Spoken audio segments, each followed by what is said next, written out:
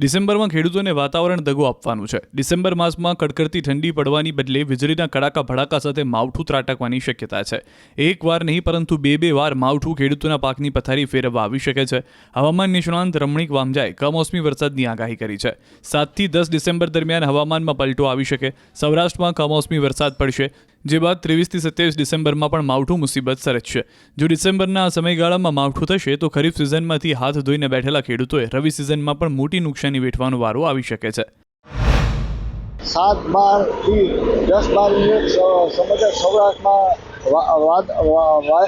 વાતાવરણ પલટો આવશે અને છાંટા છૂટી વરસાદ થશે.